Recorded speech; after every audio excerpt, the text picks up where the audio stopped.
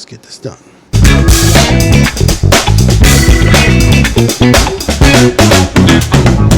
And we're back with Unforgettable Conversations. Guys, it's episode 85. 85? I thought 85. It was 86. No, 85. Oh, 85. All right. Episode 85. And today we have a returning guest, Alex, back from Mexico. Yes, thank you. How was your trip? It was a short trip, but it was worth it. It was for a little mission I had to do. But we'll talk about it later on in a couple months. But it was a good turnout. And then today we have an even more special guest. Oh, come on. Yes. Hit the button. Oh. Our very own, Jorge Barba. That's right. MVP. Remax. All the way. Gold Coast. Yes. So, for the Bromigos who don't know who Jorge Barba is, They should know. he's my role model. That's right. He's my best friend. That's right. Sorry, Alex. It's all right. It's all right. But more importantly, you've been replaced. He's our realtor. That's right. He's our realtor. Right? That's your title, realtor? That is my title. Yep. Okay, yes. The thing that Joe and I have in common is that he basically was able to help us buy our homes. So our first home. Your hard work literally created our dreams coming true. That's awesome. Which that's pretty awesome. But awesome. we need to get it started from the beginning. Okay. So I'm gonna bring it back, reel back the time a little bit, and I want to give a little story of how I even met George in the first place. I'm curious. I kind of don't know the story. So Really? Yeah. Okay. Well, it's gonna be a good. I never actually told him anything. Really? I just told him like, oh, dude, like I know this guy. I know this guy. Here, talk to him. So when I first met George, it was way before he was even doing anything real estate related, and he taught me a very valuable lesson. And I wanted to listen talk up, about kids. this. Yes, because this actually impacted me for a very long time. And when I was first doing property management, I was coming in from a porter position to a maintenance tech position. Right. And at the time, George was the property manager there. And he pretty much gave me the opportunity to get employed there. And I was struggling in the beginning because I still wasn't too confident with like doing the role of a maintenance technician. I was coming from a lower position. And I remember one time, like, I was just having so much issues like with like actually executing the job that this guy calls me up into his office after like I think maybe a couple months of like working on the job. Mm-hmm. He calls me into the office and he's like, "Hey, what's going on? Like, I keep talking to the other supervisors and they're telling me that you're kind of hesitating with certain calls and like you're not executing the job so much." And I'm like, "Oh, well, I don't know. I'm just like I'm not quite there with like executing, like doing the job. Like I feel like I'm gonna make a mistake and I don't want to make a mistake." And he literally stood up and he's like, "Dude, if you need to, put a hammer to the wall. If there's a leak in the back of the wall, take a hammer. That's right. Beat the wall up, make as many holes as you need to, get to the problem." And that valuable lesson was cut the crap, get to the problem. Right. And that I applied that, and that gave me the confidence to actually be able to do the job later on in the future. Mm-hmm. And even till this day, that's what I do. It's like whatever I need to do, cut the crap, get to the problem, solve it, then clean up the mess afterwards. Because there's always going to be a mess afterwards. Get to the problem first, kill it, and go from there. Yep. And when I first met him, he was a property manager. And so you were already pretty established in this career. Yeah, I was. Well, you know, property management and real estate it's in the same branch, but they speak different languages. How long were you doing that for? So I left property management when I was in it for about 7 to 8 years. Oh, okay. So you were like almost 10 years in. Yeah, dude. I was deep in there. So it was an experience of its own. I started as a leasing agent, and but before that, I was working at El Torito as a server, as a food server. Really? I didn't know that. Oh, so right there in Oxnard. Yeah. So that gave me the confidence to speak to people because I was super shy. I was a shy guy. Dang, that's so weird to say him saying that. Yeah, I was so shy. I would not talk to anybody. But so that being a server pushed me into talking to people. Yeah. And to put up with things. Right. Yeah. All the BS that the orders. all the this is servers not leasing, hot enough. right. all the surfers out there listening to me, they know what it feels like. And so that gave me the confidence to talk to people, to be in front of people. So then I got the job with no experience in property management. Right. You know, my boss back then, Jennifer, big shout out. She's my mentor. She was like the person that gave me this opportunity, because I went from making $6 an hour to making, I believe it was $13 an hour. So for me back then was like, jump. oh, you know, that's a huge jump. And I remember my first paycheck, I was like, dude, is this real? Yeah. Is this happening? So there, it just clicked. You know, I was like, I can make more money.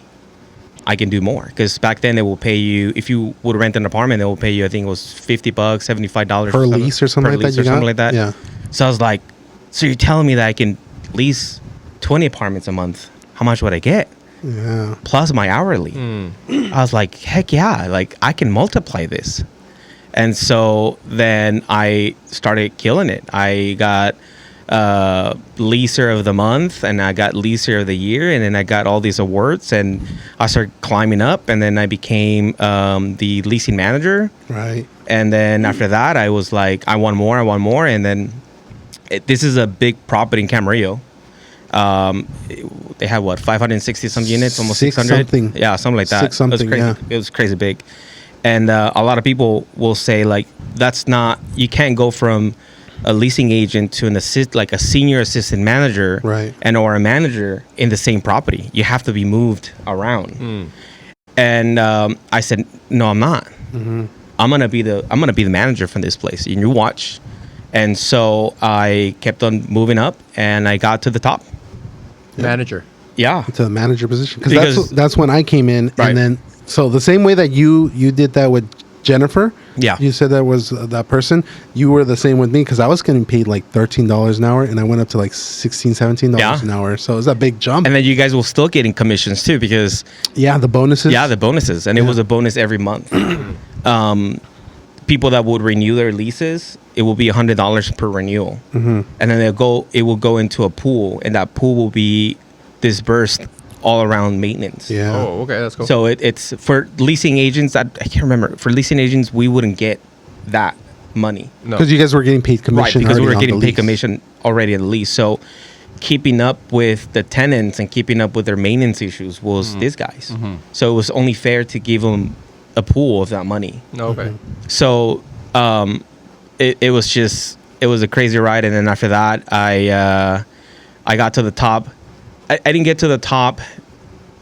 I got to the top because the manager then, Jennifer, left for an absence or something like that.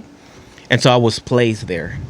And they keep on saying, this is just temporarily. And then I was like, all right, well, is there going to be any changes on my pay? Because I'm doing a lot of work Manager, now. The whole role now. And then they were like, no, you're going to stay at your pay for senior assistant manager.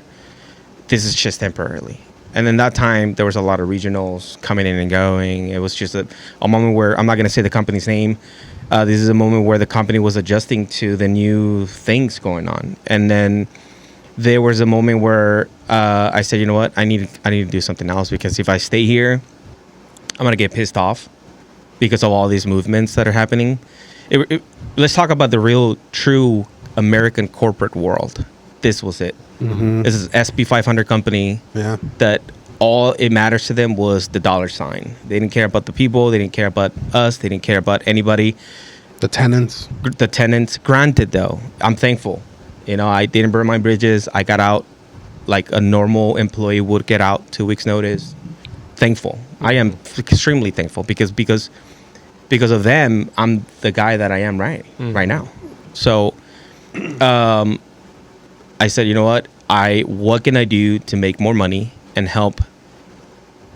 really help somebody? You know, getting an apartment is cool, but like getting the keys to somebody like you guys, Yeah. where you guys are going to have a family, it's way more impactful than what I was doing. So I was making a lot of money back then, but it started fading out, that satisfaction of, yeah, I'm helping people, but, you know, and then they turn into jerks. You know, they just, you know, I'm the renter, you're the employee, and you listen to me, right? It's the other way around. Now that they have the keys to their apartment. You're right.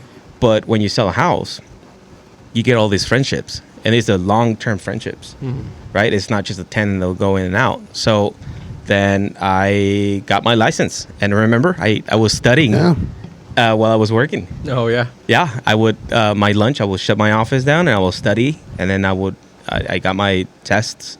I passed it. I got my license, and then a lot of people, including my parents and everybody, was telling me like, don't leave your job, because it was giving me the insurance perks. All those benefits of like Benefits. 401k, medical, Right. all that, because it included in your package, Right. retirement and Right, whatnot. 401k, 100% match. And then I was living in one of the properties. So if you live in one of the properties, they give you a discount on the rent. Okay. That's So I was like, cool. dude, I'll be throwing all of this away. Yeah. So I remember got my What do they license. call it? A velvet prison right there. Right. It was just those golden shackles. So you're like, Yeah. what do I do? And that's why a lot of people stay in these corporate American jobs, because they're fearful as to if they're going to succeed or they're going to fail. So we went to Hawaii for vacation. And then in Hawaii, we closed on the house, our first house in Oxnard. Nice. So I was in Hawaii when we closed. And then that moment, I didn't even ask my wife. I just sent an email out to my regionals. I'm putting my 2 weeks notice. Dang, just like that. Just like that. How was it the process to even? Because I know I used to see you study all the time, even during your lunches and breaks. But how was the process to getting your certification or your license? I don't know anything about realtors, so if you want to shed the light on absolutely, yeah. And I got a lot of people reaching out to me on Instagram, a lot of kids, a lot of youngsters, that they only see what they want to see, right? It's a social media life where they see the good life and they're like, I want that. It looks easy, right? So getting your license is the first step. Right. Keeping your license, it's the hardest part. Oh, okay. And then upkeeping that license, it's even harder, right? So for you to get your license, you either go in person school, there's real estate schools, Oh, okay. or you do online stuff. So I opted up for the online because it was easier, because I was still working full time. And so you go, you do the online thing, you pass all this prep work, and then after that, of course, it's a money pit. And that's why a lot of people get discouraged, because it's expensive, right? Like, you're investing in your future. And it sometimes it kind of, for me back then, it was just kind of like, is this a scam? Is this like a pyramid scam where you're just, investing all this money and you have to put the work into it, right? It doesn't come to you easily. Like, leads don't come to you easily. Like, nobody's going to give you a lead. You have to find it. It's not like when we're at the apartment complex where They had people everything would come for in, you, right? yeah. People are coming to you. So then you get your certifications done, and then then you do a test with the state of California, and they do it in different locations. It's about a 3-hour test or so. It's like almost 200 questions. Some of them will ask you about math problems, which for me I was terrified. I was like, dude, if a good portion of it, then you start asking like, hey, in your test, how much math was there? And then for some people, it's different, because they change the questions every single time. They're not the same questions somebody took in the previous test. Oh, okay. So they changed, the switched questions. them. There's just so many third questions, test. right? How long was the process, like from when you started to the time you actually got your license? It depends on how bad you want it. Oh, okay. It's like one of those that you work at your own pace kind of thing. And that's when I started feeling like, is this a scam? Right? 'Cause it's like, Gotcha. because you got to do it. So for me, because I was working full time, and then back then my son was born, No, okay. so he was a baby. Right. So it was just Newly like father. right. It was like my wife, because she gave birth to my son.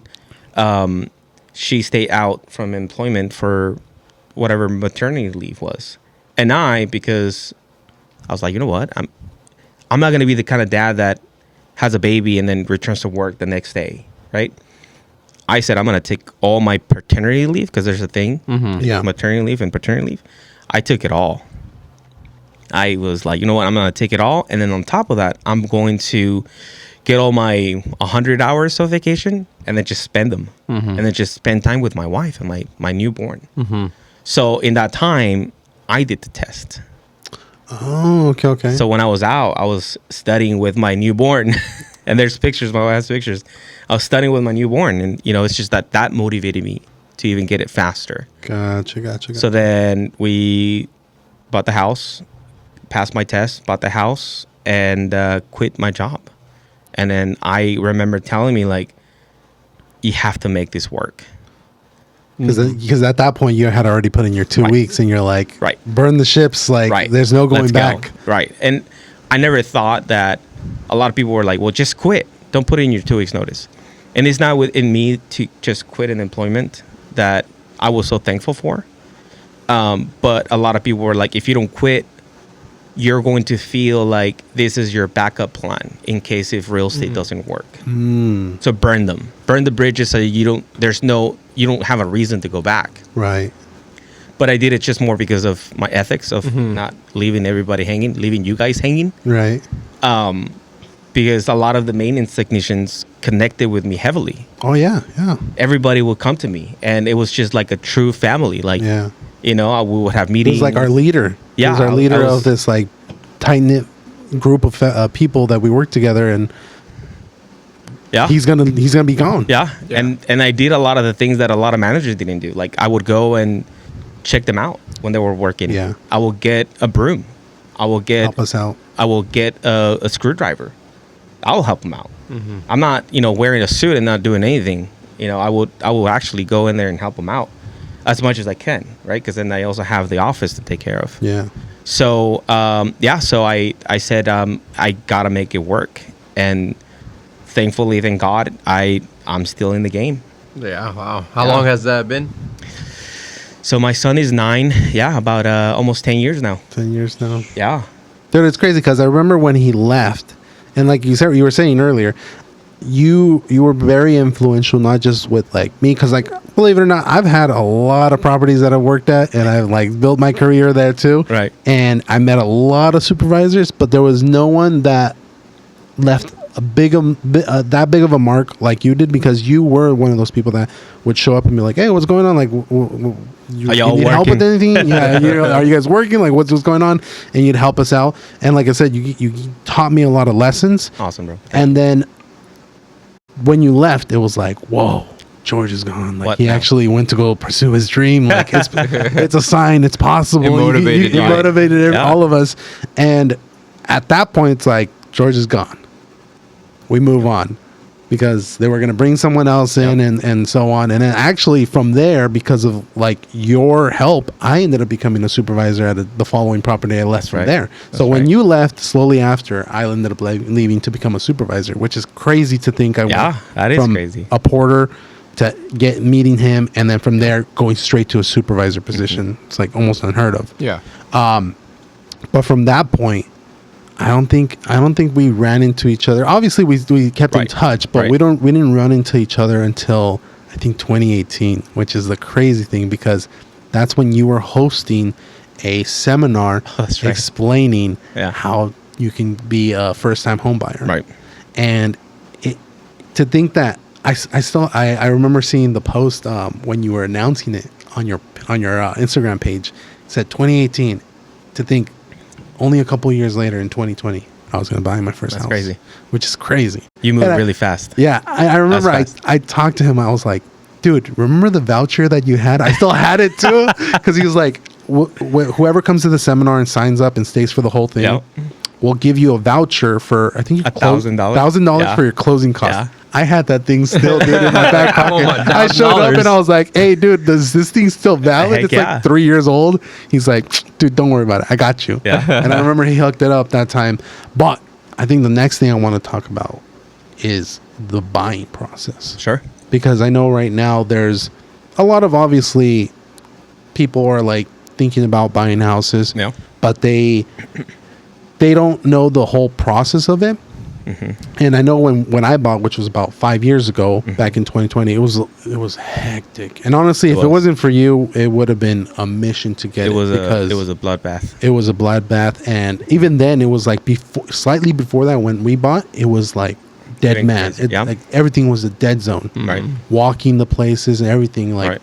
the whole process. I feel like I was like a little kid going through like a war zone, and I was just holding George's hand, like, what do we do from here? He's like, all right, give me more money, we need to put more money down. Okay. Like I remember, so the big thing that I remember from that process is that when we were gonna look at this house, they were asking for $390, and I remember I was like, George, Come on. like.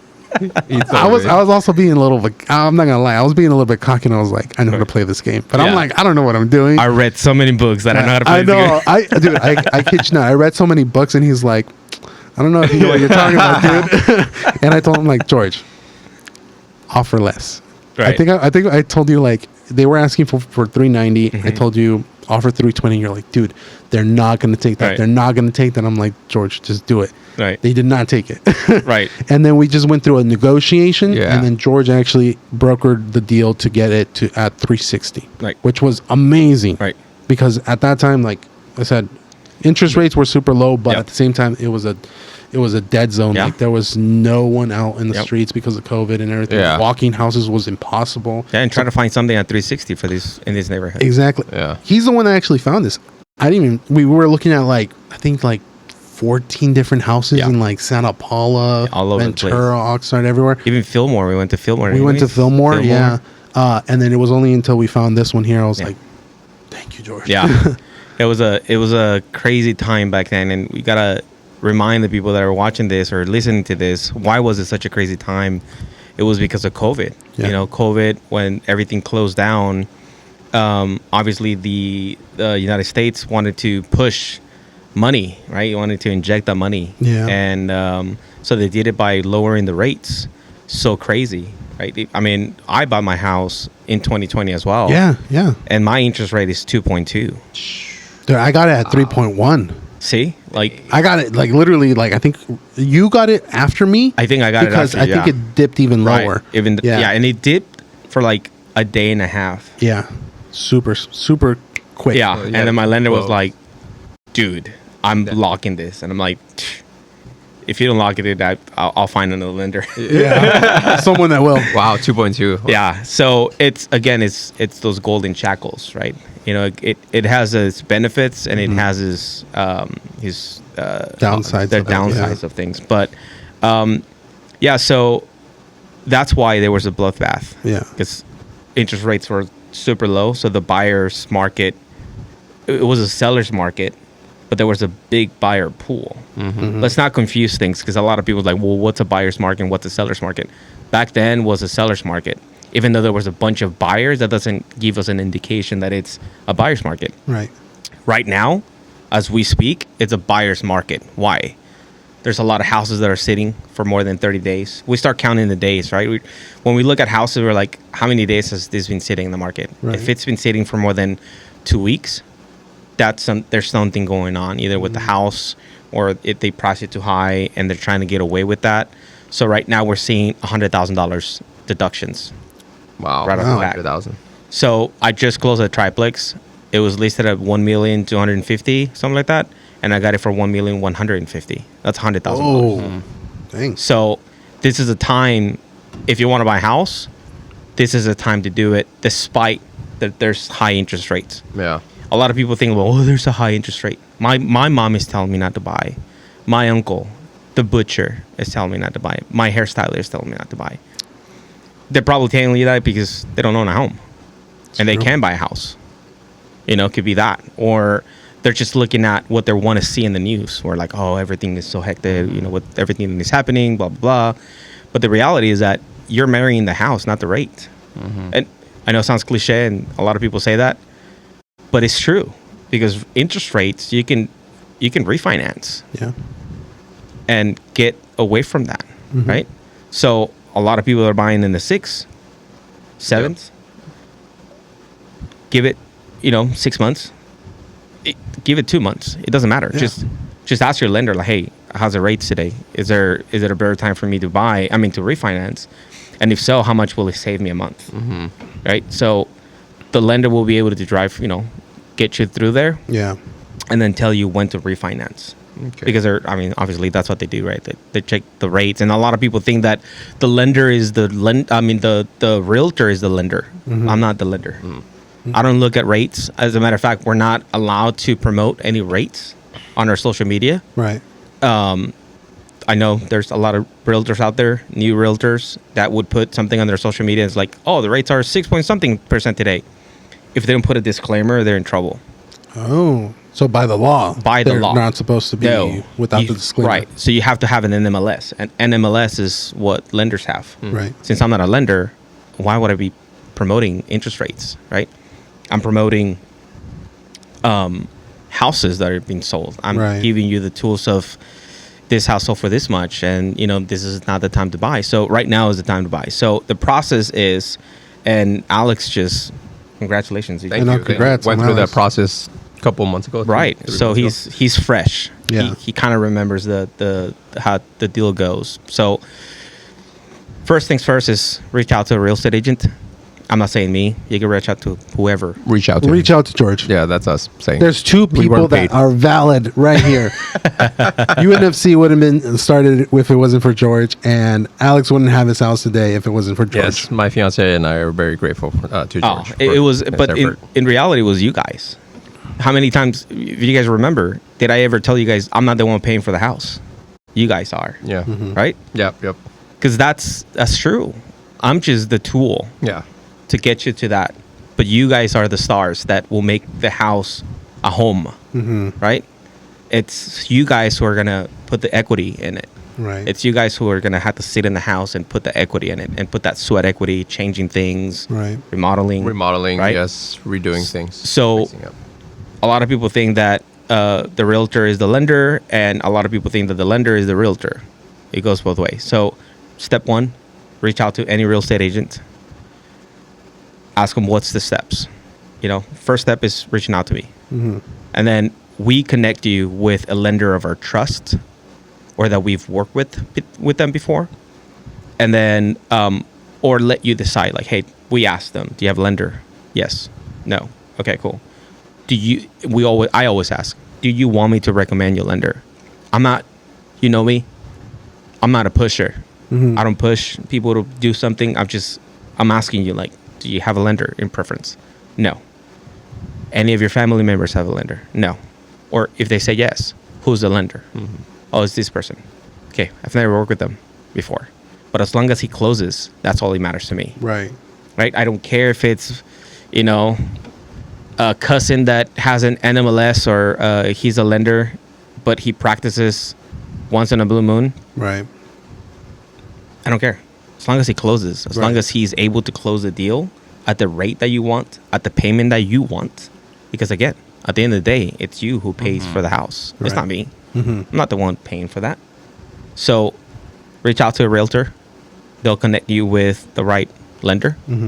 And if it doesn't work out with the lender, that's fine. We can switch lenders. That's the beauty of it as well. Like, you can switch lenders. Hopefully you don't switch it while you're in escrow, because that's a little trickier. Things, yeah. But you can change lenders. If you were to dumb it down real quick, just step by step for the Bromigos and for people that are potentially like going through, I know it's a complex topic, but if you were to dumb it down, like, first things first, they go reach out to George, which I would recommend. Reach out to George, Right. The realtor. and at that point he'll recommend you to a lender. Yep. Which is a reputable one. If you don't have one. Right. And at that point, let's say, this is one thing that I feel like I learned from you right away is, don't look for a house until you got pre-approved. Yes. Or approved for a specific loan, because some people get into their minds like, I have a realtor now, like I can go look at whatever house I want, and then they start building up these dreams of like $1.5 million house with a 5-bedroom and a big pool in the backyard and the grill and the dogs and blah blah blah, and before you know it, they're like, I want that house, but it's like, lady, you can only afford that house. Yeah. Like the $120,000 one. And see how I got close to the mic and said yes? Yeah. It's because we lived it every day. Yeah. It's such a heartbreaking process. Yes.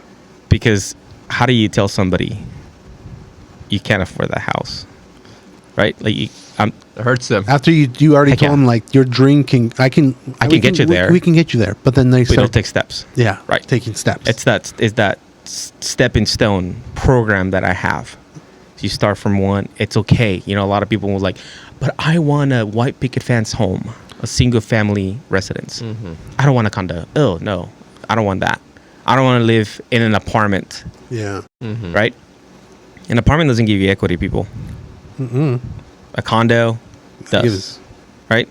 And so those stepping stones, you start with something small and then you wait 2 years, dude. That's 2 years. It's not bad. It's nothing. It goes by fast. It goes by fast. Oh my God, 2 years. Dude, if you get a house or a condo that needs work, trust me, the time will go really fast. Yeah. Because you're fixing things, you're changing the counters, you're doing that. So by the time you look at the clock, you're like, oh, dude, it's been 2 years already.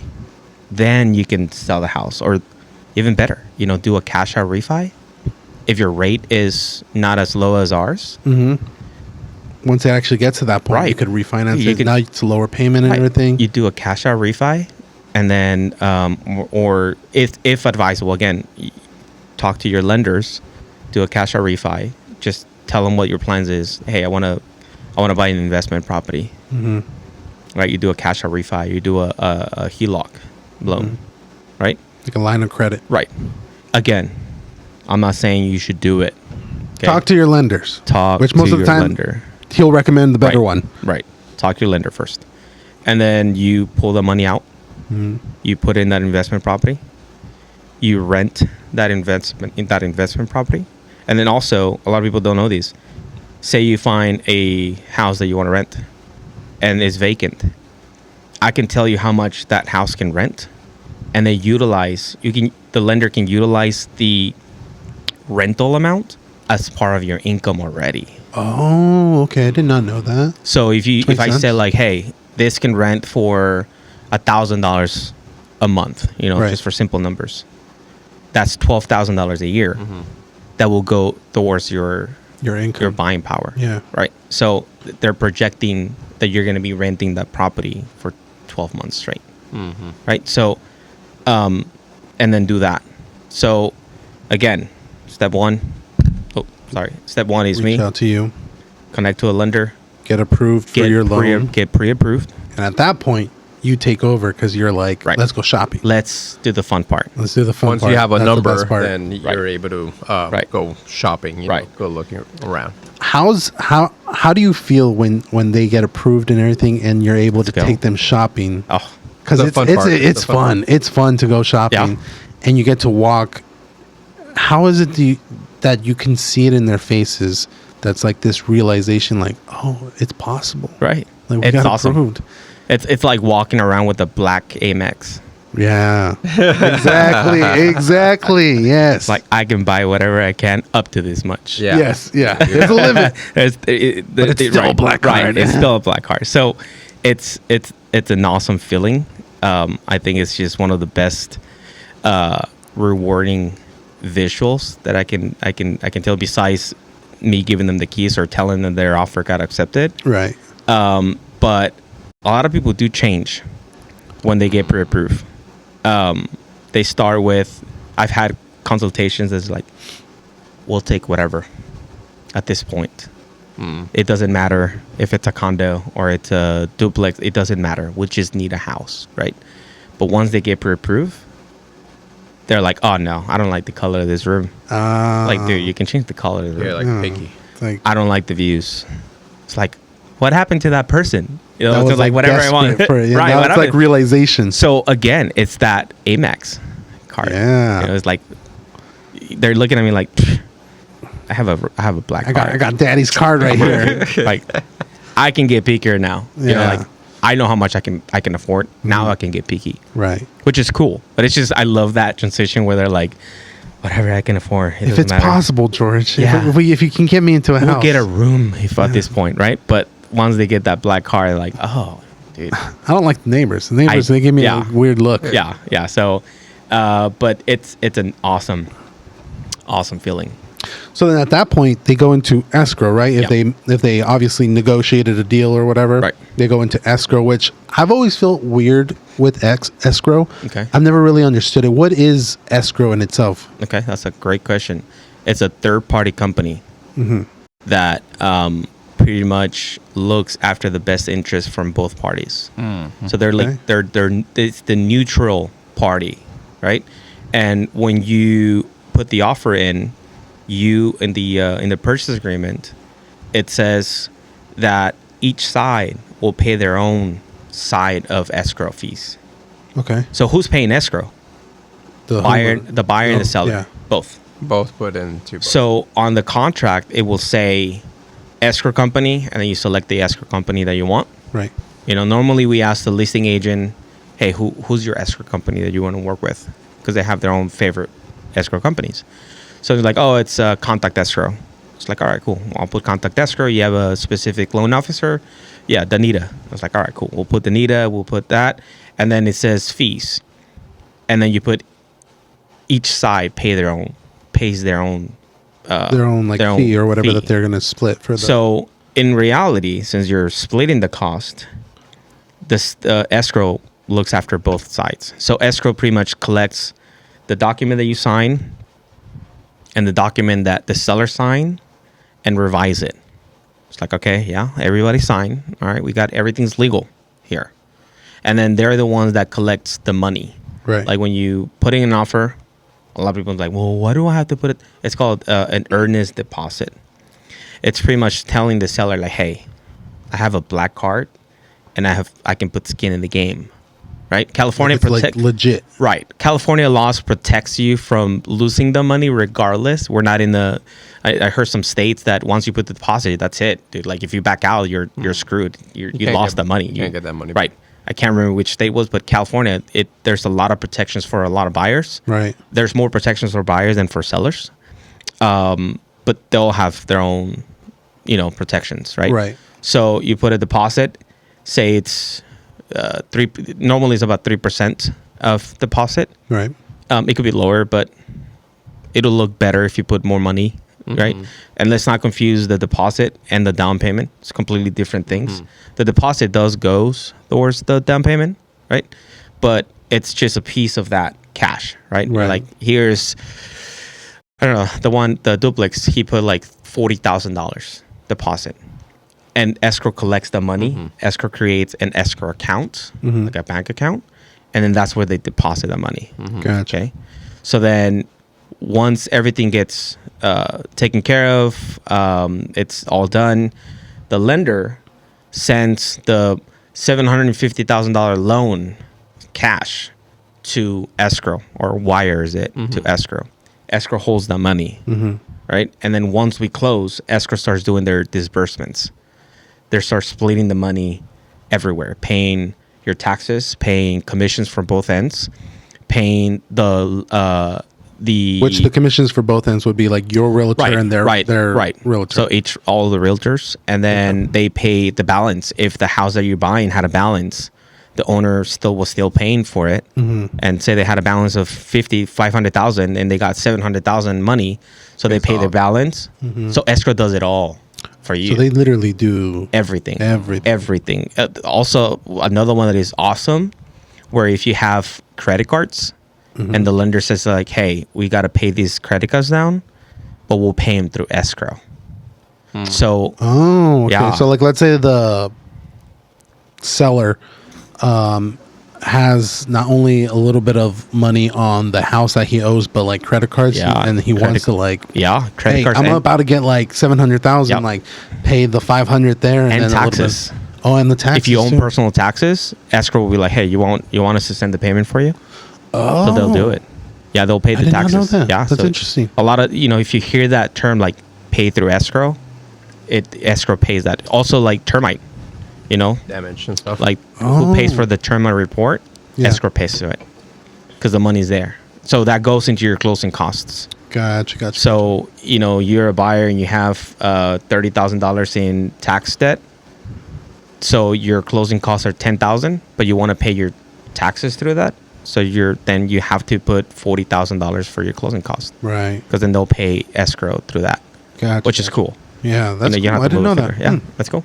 So then after the escrow process, closing escrow Yeah. is the good thing, right? Yeah, When- that's I always see you post like when you're writing like we just closed escrow or Yeah. this address or whatever. Yeah. When you close escrow, that's pretty much done deal. That's it. Money's out, dispersed everywhere. Everybody got paid. Buyer got the keys. Seller got their money. Everybody's happy. And then now we move on to the next family that needs help. So that's already you closed, and then you're done basically. That's it. Case closed. And then with escrow, there's different time periods, right? Right. I know for us it was fast. It was like what 21 days. 21 days. Oh, we had like Less than that, I think. Yeah, 3 weeks. That's pretty good. Like all in the month of April, it was like from the beginning to like the end. And at first, I was like, for me, for my situation, I was like, man, that's kind of fast. But it worked out because then we had the house, and I'm like, okay, I could get work done before actually moving in, you know? Right. So there was a benefit to for a short escrow because it could have been Right. a whole month. It could have been even 2 months, right? It could have. It could have. It all depends on how you build the deal. And you got to start getting the feeling of that with the other agent. The other agent will give you information here and there. It's like playing poker, right? Yeah. We each Exactly. hold our cards, and we don't show the cards to the other player. Right, And you're it's- playing with them Right. and trying to Pretty much. win, and if not, like basically come to like an agreement or like, Right. okay, this is what Like- we're gonna do. Like, right. They wanted a shorter escrow because they want to just get Right. rid of the house. Right. Or they, That's where like the contingencies, because I know Exactly. that for when we were buying some of these houses, because we wanted to close so quickly, we removed some of the contingencies. And well, back then was super popular. yeah, which it was super popular to just be like, just give me the house. Just Remove like, appraisal at that point, contingency. Let's remove everything and then remove just- it all. Yeah. And that's Yeah. kind of like like you said, you're playing poker. You're kind of like, all right, like let's figure out how to Right. get this thing done. Right. It starts with the conversation, really. I mean, it's just like right now I'm dealing with a particular client that they are playing kind of games. Not my clients, the seller. Right. The agent is not from the area, so she doesn't really know the comps that well. And I'm like, dude, their house is not worth this much. It's only worth. Hey, it's Uh-oh. James. It's James. He wants to be in the podcast. Oh, tell him to come over. Oh yeah. Let's put him in a surprise guest. Hey James, you're on speaker with Jorge and Joel. Oh, nice. And you're in the Get podcast. Jorge out of there. Oh, here you Oh, see. my See how goodness. she doesn't love me? Hang up already. I'm not her Hang up bestie. already. That's Jackie Hey, what time are you Bromigos. going to be at your house? Oh, I'll be there like in now, probably 2 hours. See, James wants to go to my house. Everyone loves the house. Everyone already wants to go there. James just wants to go there. Yeah, I'll text you right now. All right. All right. We'll talk to you guys later. Bye, Jackie. Bye. She's the boss. Yeah. If you don't say bye to Jackie, then she'll get a crush. Oh, yeah. She'll write you a letter. Yeah. Sorry about that. So has there been any like horror stories of like going through the process of selling a house? Going through the process. Because I of know buying a like I've house. heard Oh, yeah, I wanna hear the this. phrase they dropped from escrow or something like that. Yeah. It's So- horrible. What's the worst one you've dealt with? I had a client who she completely disappeared after we fell out. Like she deleted all the social medias. She's just like completely disappeared because of what happened. It was her and the boyfriend and the mom were buying a house, but the dad was gonna co-sign for them. Oh, okay. And I was in Puerto Vallarta when that happened. I was like, dude, why is it bad news happen when I'm on vacation? Right. Either good stuff happen or a lot more good things happens when I'm on vacation than when I'm not. But I got a call from the lender. It's like, dude, you're sitting down. I'm like, what happened? Like, sit down. I was like, all right, cool. Dang. We were closing this like 3 days before I got the call. Right. So then he's like, the dad bought a car. Dude, there's a rule for that. Yeah. And I remember you told me that Yeah. too. Like, don't buy anything. Don't buy anything. Don't buy anything. Don't buy anything, especially if your ratios are really tight. Yeah. Like, there's certain ratios that the lender has to work with. So he's like, the dad bought a car. Oh, wait. It gets worse. It gets way worse. Well, that killed the deal right off the Right. bat, right? But why did he buy a car? He bought the car for his lover, Oh, dude. dang. So lenders typically they can run your credit even the date that you close to verify that everything lines up correctly. Right. So then the lender ran the credit 2-3 days before it closed. It's a normal practice. Right. Bam, a car line. It dinged that it was. Yeah. Dang. And then so lender reached out to the clients like, hey, your dad bought a car. It's like, what the heck? No, he didn't. Yeah, he did. It's like, oh, somebody must have stolen his identity or something like that. Right. And so she investigated. The daughter did find out that the dad was cheating on the mom. Man. Wow. Dude, That's intense. that is intense. That's a telenovela right there. Seriously. So how did you tell somebody like, hey, you don't qualify for the house anymore because your dad cheated on your mom Oh, man. and because your dad bought a car to your madrastra at this point? Yeah, seriously. Dang. So that's been the worst. I still remember that. So one they were clearly. pretty tight on there too, because obviously a car, they could have been course. an expensive car, but there's likelihood that it was close. It was close. Yeah, no, they're really tight. I Yeah. mean, really, really tight. And it doesn't go. A lot of people think like, oh, well, I have a car that is worth, I don't know, 150,000. It's not necessarily the cost of the car. It's your payment, your monthly payments on your Right. stuff. So if you have low balances with low monthly payments, that helps out. You can have 50 credit cards, but your monthly payments are $10. You're fine. You're okay. Like as long as your monthly payment is low, you're okay. I mean, obviously, Because it's money that's going to get pulled away Right. from the mortgage. right, Initially. right. And then of course your balance can be more than 30% on your credit cards. That's a rule of thumb. Like try to keep your credit cards, within 30% of usage for you not to get in trouble if you're buying a house. So if you're maxing out your credit cards every month and you'd want to buy a house, don't. Try to put them down. I'm not saying close. Don't Do close not- them. Yeah. do 'cause then not that close them. closes the line of your history, right? Yes, and Yeah. if you do that, then your credit goes down because nobody really understands how FICO works. Not even FICO people knows how it works. It's Yeah, like it's complex. it's like the algorithm, right? Like not even Instagram knows how it works. Yeah. Same thing with FICO scores. Like okay, so you're ding if you close your credit cards, but you're ding if you keep them open. And then you're dinged if you look at your credit. Like Right. if there's an inquiry Right. for it. Right. It- And it's like, yeah. oh, it's soft inquiry. Instead of 2 points is 1 point. Yeah. You Wow. know, it's like it's those rules. Like, how do you keep up with these things? Yeah. right? So yeah, so that was one That of was the the- hardest. that was ones. the I mean, hardest how do you tell that? And I told Silverio, the lender, I'm like, you take care of it. That's on you. That's your part of That's your department. That's your department because it really is. Yeah. It's like, can we both be in the con? I'm like, yeah, sure. I was in Puerto Vallarta. I was in Puerto Vallarta when that happened. And the crazy thing about that is that that's all like your hard work. Yeah, Goes- and their hard work. And their hard work goes down the drain kind of because they didn't listen to you. Because Right. I know that when we did our process, you told me, look, if you have a credit card, if you have anything, do not think of like buying furniture for the house. Don't even What's think the of like point? decorations. Yeah. Don't. It's like you don't even live under a rock for the Right. the escrow period. Don't Yep. even move Right, an inch. right. Don't spend money. Don't. And if you do, then And if just you ask your do- lender. After, or Yeah. if you do, ask your lender. But Yeah. for the most part, just do it after you have the house. Buy the car that matches the house color. Like, it doesn't matter. Like after. But in Right. that situation, the girl, she was the one that like disappeared. She was like, "Oh, I don't Yeah. wanna deal with So because The they daughter? lost their deposit.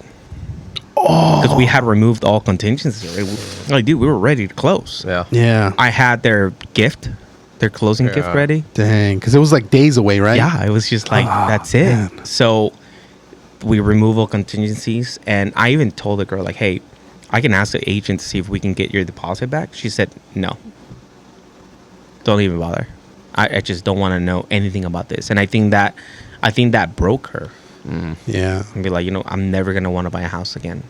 Not because of me or the lender or the experience, but it was because It brought up something. it's like, dude, your dad cheated on your Yeah. mom. It's just like, we had to find out about this through this channel. Yeah. That's crazy. That is crazy. Imagine if she wouldn't have ever bought a house. Maybe she would have been ignorant to it and been happy, but at least, yeah. So, That's John- gonna go with her too, because let's say she buys a house later on, she's gonna be like, "Well, let's hope the husband's not I know. cheating on me this time or something." Yeah. Oh, man. That's tough. Poor That her. is Poor tough. her. It wasn't Yeah. her fault. Was it? It wasn't her fault. Yeah. It wasn't the boyfriend's fault. It wasn't nobody's fault. It was just, it happened. Dang. It sucked, but hey, it is what it is. And like you said, like all this work, I didn't care about the work. The work is the easiest part. Yeah. If you love something that if you do something you truly love, that time you would have think like, oh, I just wasted my time. Not Yeah. really. I mean, we got it done. Yeah. The deal happened, and that gets me joy. Hmm. Like, I made this deal happen. Yeah. And it's more like a bragging right. Like, I made it happen. Whatever happened after that, it's out of my control. It's out of my hands. And that's something that it took me a while to realize things that I can control and things that I can't. Coming from property management where I did everything Right. and it was within my hands and I had to make it happen. And then you go into real estate and you're like, I have to let it go. I have Right. to trust the other person. And it took me a while to adjust, but it's more of that joy of helping somebody get those keys and stuff like that. Gotcha. So recap: find your realtor, aka George, the one Yes. and only. After you get to that point, get yourself a lender. Yep. Most likely recommended from George. Yep. Go through the whole process of escrow, which Yep. is jumping through hoops, or actually shopping first, then Yep. jumping through the hoops to get everything closed, and then the American dream. Yeah. Which actually, for you, Alex, I know that you went through some process before you even got to George. Oh yeah, Yeah. yeah. There was the situation where we had reached out to my fiance's dad's. It wasn't his realtor, but it was someone that he knew, and so he recommended him, and I'm like, all right, sure. Long story short, it was a guy from LA. He was it looked like he was interested at first, and then I don't even think we spoke in person, but we spoke over the phone or a Zoom call, and then eventually, it was like he was working backwards, and he was asking for things that it seemed that it wasn't a realtor's job, Nope. to ask information about our credit cards, credit card info, bank accounts, stuff that in reality it should have been the Right. lender's The lender. job to do. And then and I guess like he made it seem like, oh yeah, you guys can start looking around already. So he was totally like That's crazy. confusing us. And for me, like I didn't know anything. I was like, all right, I'm just gonna go with what he's telling me. He's a pro, he's the expert. And and then it wasn't adding up. We would ask him like questions like, "Hey, we're interested in this house. We like this house. We like that place." We would send him emails because he told us like, "Just send me like pictures of wherever you find or whatever you find, and then send it to me." We would, and he wouldn't get back to me. And I was just like, I was fed up with it. And my fiance, she was like, "Oh no, let's wait." I was like, "No, you know what? I'm just gonna like, I remember I hit up Joel and I was like, "Hey, get me connected with your realtor, I was like, heck yeah, I got the best one. Like, Yeah. Number one in the counties. Yes. Counties. Yes. Yes. And so, it was just one of those things. And eventually, like then I started working with Jorge, and I forgot what Totally point. different. No, definitely different. Felt way comfortable and more secured, and he definitely like guided us through the process, and it was a team effort between everyone. Yeah. But then I remember the other realtor, he like sent a message saying like months later, or Uh-oh. I don't know, he's like he said something about like, oh, like sorry, I've been so busy. Uh-oh. You know, like I was like, and You're like, we're in escrow already. Like, you're a little bit late. I'm like, excuse me, who's this? I was just like, you know what? I told him like, my fiance and I decided to move on. I didn't give him any explanations or anything. I said, thank you for your help, and that's it. And then he just responded like, okay, no worries. I'm like, Dang. whatever. He wasn't on top of it. It is what it is, So, but yeah, it was one of those little things that I guess you learn from. But I thank God it didn't.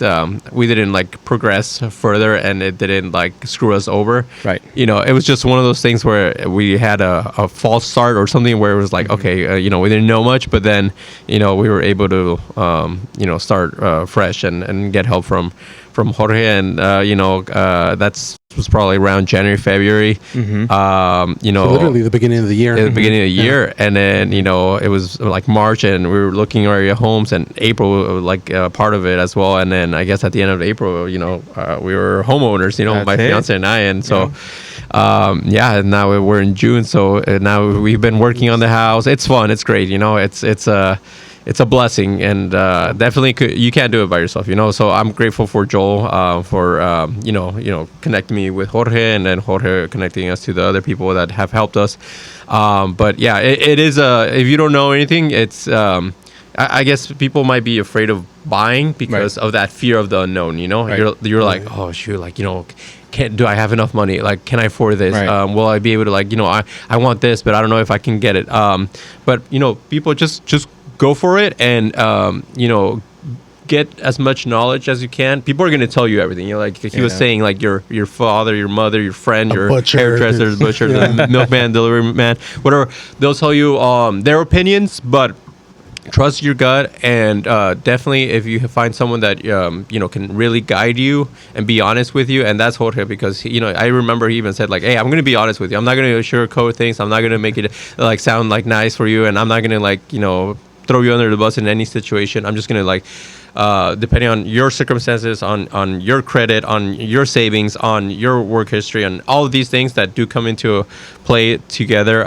It is important, but also it's important like he said, he's the tool, he's the conduit of how to get to become a homeowner. So I'm thankful for Jorge. I know it's his job, but I know it hasn't just been a job. I know he's taken a lot of time and effort to help my fiance and I know he has gone above and beyond in a lot of situations. He didn't work in LA, but like, he was able to go out to LA from Ventura County, and meet us out there at homes and call different houses or their like lenders and not lenders, sorry, realtors, to just have a viewing of the house or whatever place we were interested in. And so much more. But yeah, no, I can honestly say, you're not just a realtor, you're a friend, and you're a great, person, and we definitely want to continue working with you. Awesome. Eventually in the future for God willing, buying our next home, and you'll be the first to call. Awesome. But yeah, thank you for everything, Thank you. It's a good knowledge that you've shared with us and with everyone that's listening. And but yeah, it's definitely one of those things that's it's attainable. It's doable. Don't be afraid. You sometimes have to just do it. Just quit, and then just Just burn the bridges, burn the boats, just do it, and then go from there. Just quit your job, But yeah, no, it's all good stuff. I think the thing that I noticed even after buying a house is that George, he has his own style with it. He's very personal. So like, I think for like the following 3 years after I bought the house, like you followed up with me. You're like, how's everything doing? Like, I think it was like for, I don't know if it was like Thanksgiving, you like brought me a pie and like dropped off like some more information and stuff like that. Like, hey, if you need need help with anything else, like I think there was a couple holidays even, like I think you sent me like a fruit basket, something like that, on like for Christmas or something like that. So, or it might have been our 1 year anniversary of like buying the house. So the whole process, you're a professional, you're an expert, you're doing an amazing job. Thank you. And you have a beautiful family. Thank you. You have an awesome career because you're able to sell the American dream and be able to give people that dream come true. Yep. And you truly are a role model. I don't know if I've ever told you this, but I do look up to you. I do Appreciate it. see you as a role model because your work ethic is superb. Like there's no one that I have in my group of friends, no offense, Alex, but that works as hard as you. Oh, thank you, man. That's Appreciate one it. thing that's like I aspire to be more like you as far as your worth ethic, and then even down to the way you like. Believe it or not, like the Bromigos, no, we travel, Yeah. but we don't travel like you travel, bro. Like, dude, that's like one, it's next level, and two, I think you beat me and Alex. Like, we both have traveled to multiple countries before, but I think you got us beat, dude, like by like 5 countries. Yeah. Your traveling experiences. I mean, like, dude, just in your stories so far from real estate, you were in Hawaii and you were in Costa Rica. Costa Rica, Just Recently. recently. Yeah. Just or came just back. recently. Like, Right. actually, no. Well, technically, you've been in like Scotland and Yeah. like Ireland and Yeah. like London, which we've been to London and Paris too. But it's Right. like, dude, you're all Spain and dude, it's some of your stories are just like just following. Whoever doesn't follow George because just for his stories, his travel stories are awesome. Yeah, I mean, I think it's a philosophy that my wife and I have been able to attain in upkeep, because it's an upkeep lifestyle, and we get criticized. Don't get me wrong, we get criticized, and we're like, "Why are you guys traveling so much? Right. What? You guys are spending so much money. That's what we work for. Yeah. You know, this is why. It's okay to save money. You know, save money. That's cool, but Can't take it with you when you die. exactly. If you're gonna just save it and keeping it on your bank, giving you no return, I mean, you can put it in a yield, right? And it still gives you a small percentage. Very, very small, right? For some people, it might be a lot. You know, Right. it depends on how frugal you are. But for me, it's like I have a 9-year-old, and you know, they tell him like, dude, you've been in more countries than I have been, and I'm 60 years old, or I'm 80 years old. And he's only 9. He's been to 10 different countries, 11 different countries, something like that. And it's that, you know, like, and we get criticized as like, isn't he in school? What happened with school? Well, a lot of people don't realize that there's things called I can't remember what the name is, homeschooling, where my wife is the one going through this, you know, his school routine while Being we're able to in a educate him. train going from Madrid to Paris. Right. You know, it's a 2-hour ride, 4-hour ride. I can't remember how long it was, but that's his school right there, Right. in the train, or in a 13-hour flight. That's his school right there, right? And then it brings us so much joy to see him seeing so many things at his young age, that it's awesome to see a kid going in a tour, and then the tourist or the tour guide asking like, do you guys know what this pillar or what is this from? And then him saying like, they're from the Romans built it, or there's a Roman style. Wow. That's just mind-blowing, dude. It's like going from a history book that he's learning to Right. be able to see it in person. Yeah, and it, you know, traveling educates, and traveling makes you more accepting of other people It's true. than I agree. That's here, right? Like we live in a very, I'm not gonna get political, but we live in a very divided nation, right? Where it's Latinos versus this and this versus that, right? But when you go to another country, you're thinking that they're looking at us. They're not looking at us. They're living their own lives. Yeah. It's awesome because you get to see their different cultures. And if for a 9-year-old to be trying hummus or to be trying green pasta, Yeah. right? It's just Authentic. Right. Authentic. Too. Right. Yeah. you know, it's just awesome. It's just cool, and we're gonna keep on doing it. Yes, the majority of our money is going to travel, but that's okay. That's okay. Like we don't need anything else. We own a home. We have to. My wife and I were self-employed, and we're utilizing the money into traveling. Yeah, we want to buy more properties. We want to do that and stuff like that. But that comes with budgeting. Yeah. You can still travel the same way. Yeah. So this year we've got out of hand a bit, where we're traveling at least a week every month. of the year. Nice. So that's 12 trips Yeah. in a year.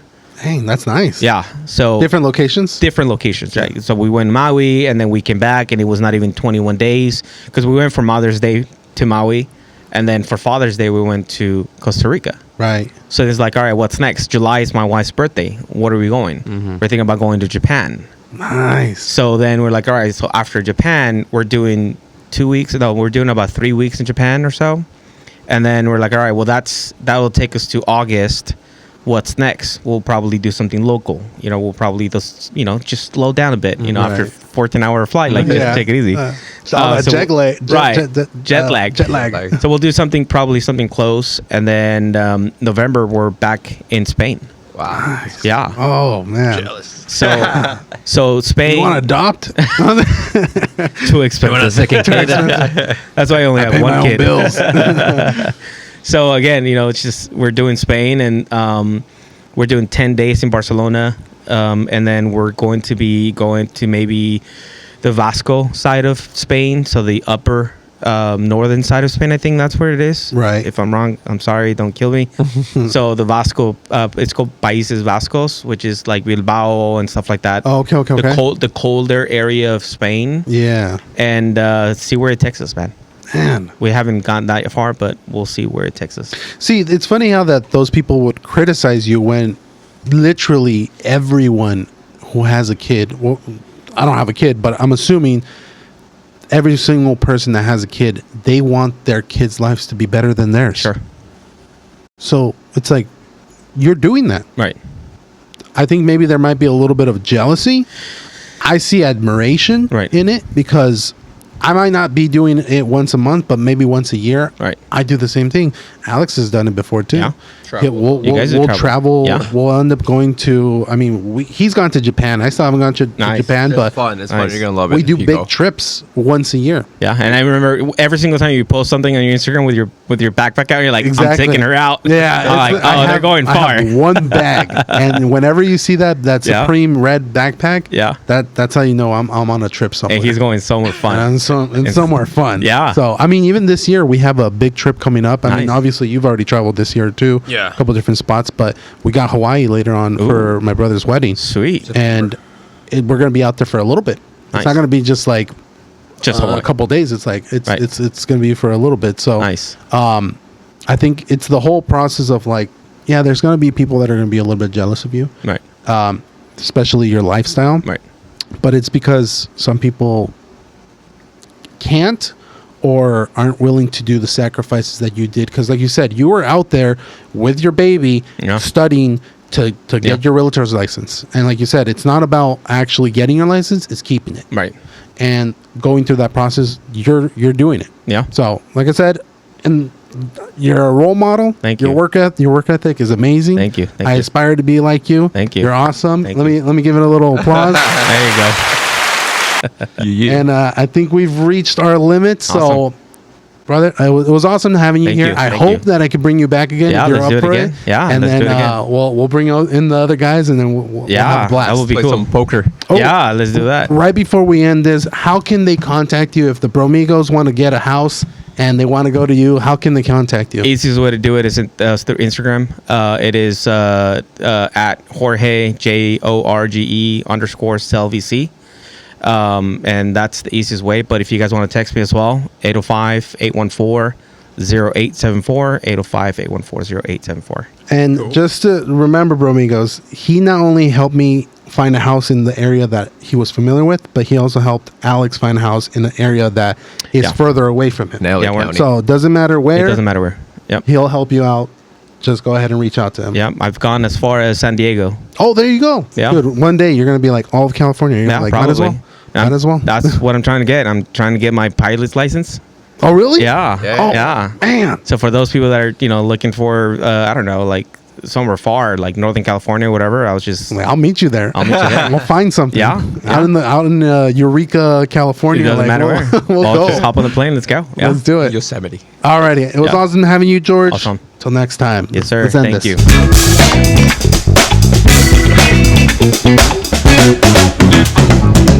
Bye, everybody.